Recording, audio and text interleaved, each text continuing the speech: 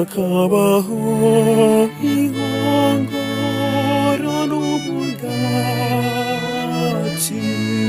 bisangiwe n'umuryango wawe.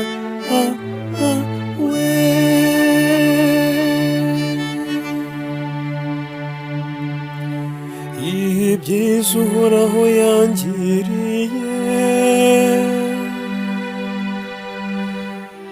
rwose nzabimwiturane,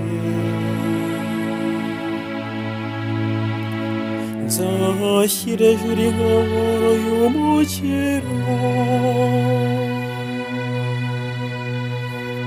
kandi njye nambaza izina ry'Uhoraho.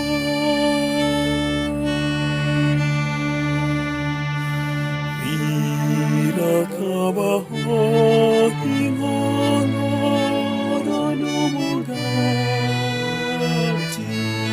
bisangiwe n'umuryango wawe.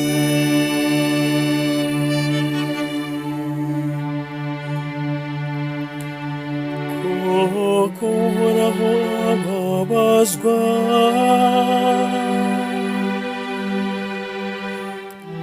n'urupfu rw'abayoboke be, none rero Uhoraho wagiriye ko ndi umugaragu wawe, maze umbohore ku ngoyi.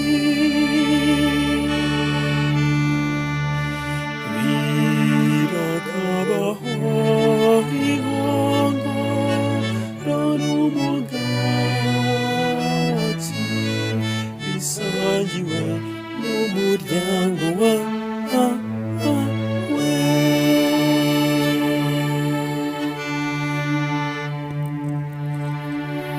Nzagutura igitambo cy'ishimwe,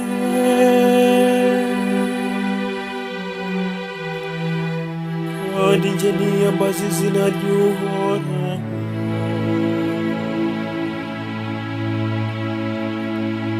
Nzarangiza amasezerano nagiranye n'Uhoraho imbere y'iteraniro ry'umuryango we wose.